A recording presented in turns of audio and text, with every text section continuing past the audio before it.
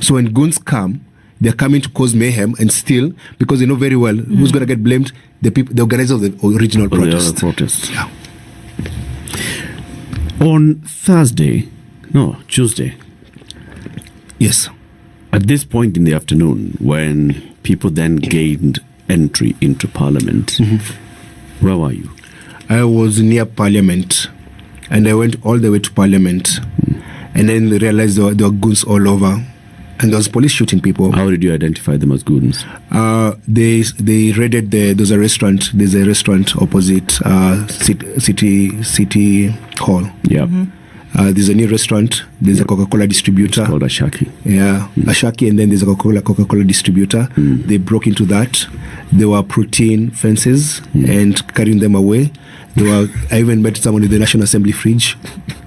So it was clear that someone was carrying a fridge. Okay. Yeah, Alibaba fridge, and I realized this is not your ordinary protesters. These are not your guys. So what they decided to do is to withdraw and start telling people to go home, because it's going to become bad. But when you talk about the Parliament and what actually happened at Parliament, the people who went to Parliament first actually did not go and cause any damage. The destruction and the breaking of chairs and the fire at Parliament was caused by police officers. What the police did actually, to just create this confusion, to justify the killings, they set fire. If you go to Parliament, you go behind Parliament where there's a fire. Actually, any media house actually go and do a check-up. At the back of the Kenyatta Mausoleum at the back, that's where the fires were lit. If those guys are planning to light a fire, it would have been said Parliament. So it wasn't inside Parliament? It was, no. And then the people who were inside Parliament, and you can see they're doing selfies and videos. The protesters who made inside Parliament did not break things. They were doing pictures and selfies and sitting on the chairs. But when they left, the police came and said, you need to justify the massacre. And they broke up a few things here and there. The destruction and the fire at Parliament was done by police officers. So not even the goons? Not the goons. Let me tell you, you're trying to get into Parliament, and you're trying to see, what can I do here? Or what can I take? So they went and ate. Some guys were eating. Also, what can I carry away? You don't go there and say, let me start a fire. So the fire was actually done later. So go to Parliament today, and this I heard from a member of Parliament, go to Parliament today, go and check where the fires were. The particular fire that you saw was at the security office, that is the guys who guard the mausoleum, where they sit. No one would have gone behind Parliament to light a fire. You light fire in front of Parliament, or you burn the Parliament itself. They did not do that. So the state allowed goons to do these things. Then the state did a bit of cover-up by setting fires around Parliament to show that the country is under siege. Okay, so we saw an interesting video of the Tuesday happenings, which, gives rise to what you're saying now. When you realize that things were actually going south, and you are now telling people, and we saw it over socials as well, go home, leave the city, because things are about to get ugly. But you were told, you're not our leader. I got punched in the face. Yeah, it was interesting to see that happened.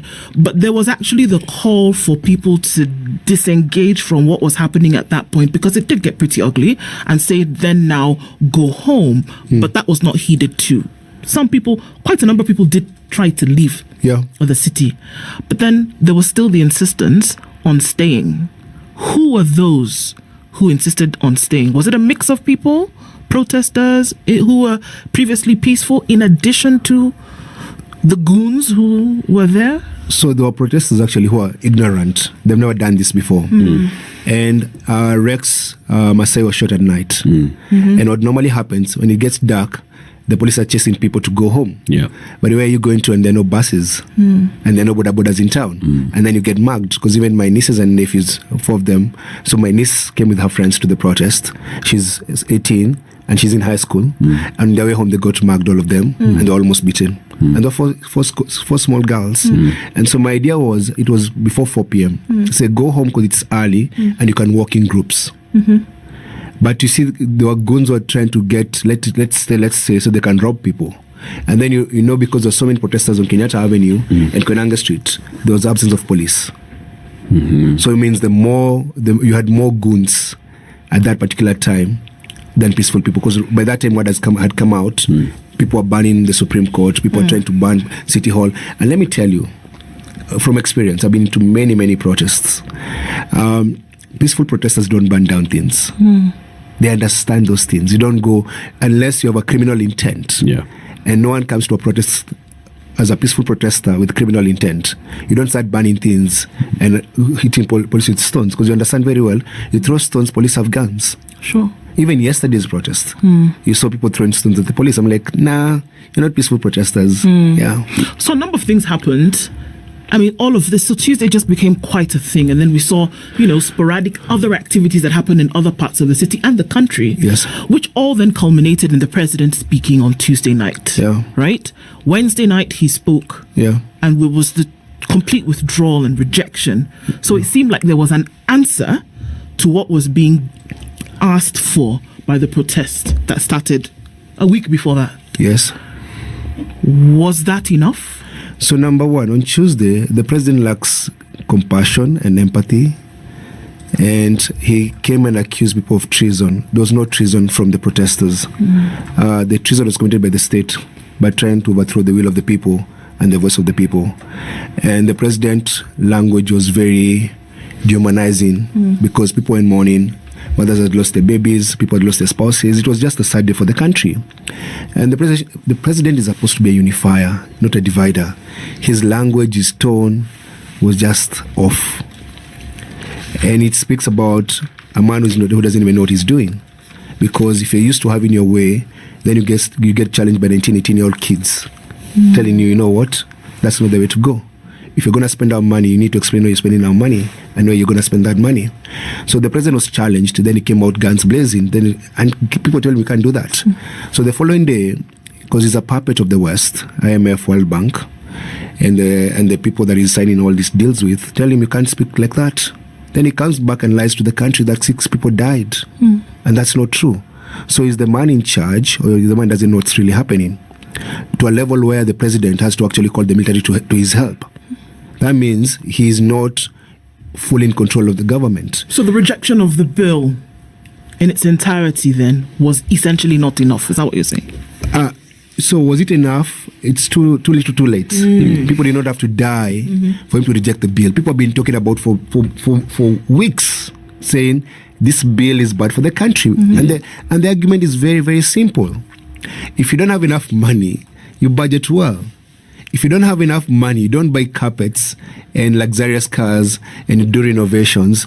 If you don't have money, you don't give your wife and your deputy's spouse over $1 billion shillings, 1.3 billion. Actually, the Gen Zs actually have a problem. They say, you work here, you work here, you work here. Your spouses don't get salary from this place. Why are you giving your spouse a salary and they don't have a job? And they don't have a job. What's the job description that you have to be given over 700 million shillings? People are saying, if your game is that low, man, raise your game so you don't have to give your wife so much money.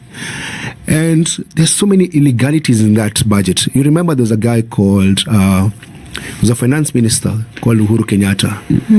And then he tried to do a heist with that computer error. You remember that computer error many years ago? And this is actually the same kind of theft. The guy wants to budget with money in his pocket. He wants to get all the money, then spend the way he wants. We're saying it's our taxes. And we're saying, the president claims, because I don't think it's true, that we're servicing debt. We want to know what debt are we paying, because so audit the debt. Because the biggest thing they ever said when he was running for office, we got empty coffers, money was stolen. But he has never made any effort to go after the stolen money. So whose debt are we paying? Is this a leaderless movement, like they've been saying? Yes, I think it's a more horizontal leadership. Everyone is at par. So they're saying we all have one voice, we want the same things. In a way, yes, it is. But are there no influencers within this group? Like there are people who will come together and when someone says something, then they seem to have sway. There are people who are very instrumental in the movement, and I think Hanifa is one of them. I think Tops, she leads, she's there, she's compassionate, she cares, been raising money. Then the others, there's Crazy Nairobi and there's Osumo. They may differ on opinion and tactics, but they are still all on the same page. Yeah.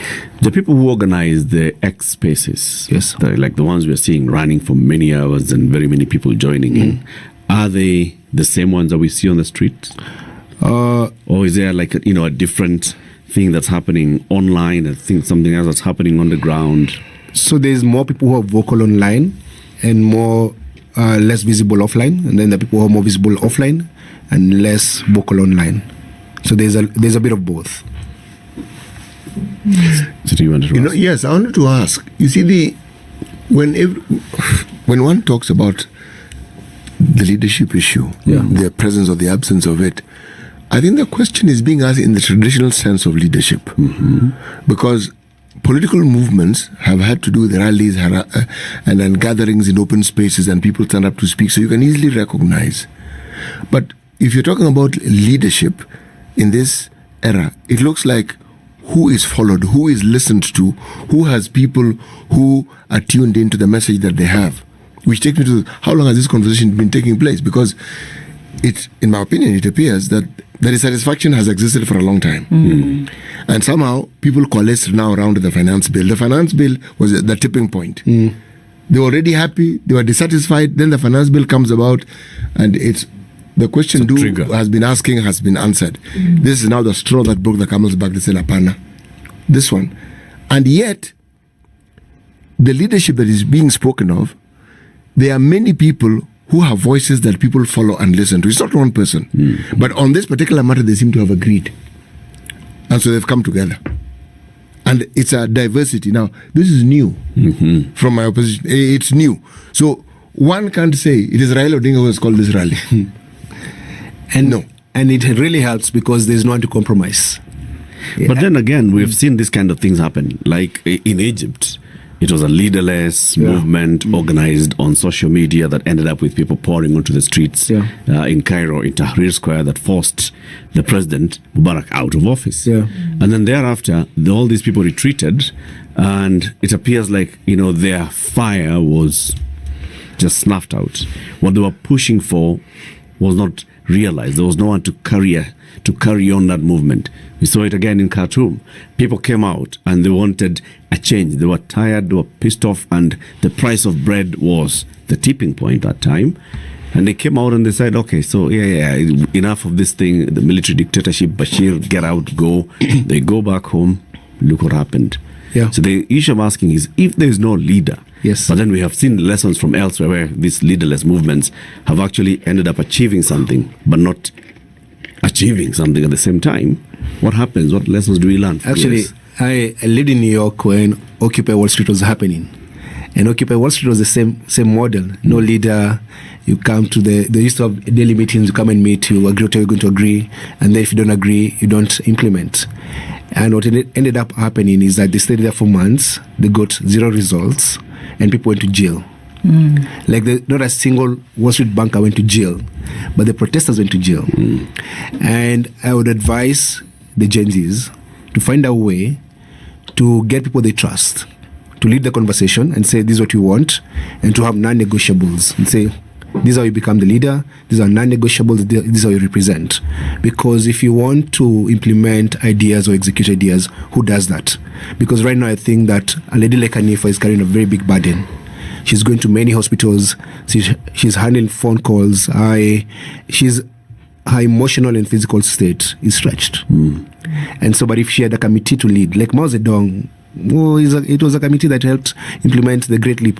If we look, Communist China is led by a committee. And so form a committee that can actually help articulate your issues, and then maybe find elders to guide you on how to go about it. Because they have a moment. And if they don't seize the moment, it will fizzle out. Right now, they have everybody's attention. So make the demands now and make non-negotiables. I think they can still do a 1 million march and get the government to give them security and to stop killing them. Because the government this week allowed goons hired by politicians to kill its young people, which was a betrayal of what they're trying to do. And the things that happened this week are unforgivable. If Ruto thinks there's anything he's going to do in the next 2 years, or in the next 1 week, that will make these young people forgive him, he can forget about it. These are unforgivable. Peaceful kids went to the streets and the government let them down. He'll never be forgiven. Our parents might have forgotten about post-election violence. Some of us might have deliberately tried to erase PV from our minds and his role in it. But this particular incident, these kids with their phones, some of them saw it for the first time, brains scattered on the pavement. The government stole their innocence. The Gen Z have not gone through the Moi era of tribal clashes. They didn't go through post-election violence. They've never gone through such a thing. And they saw it on TV, and some saw it firsthand. And they'll never forget, and they'll never forgive. They've been radicalized. Completely. They are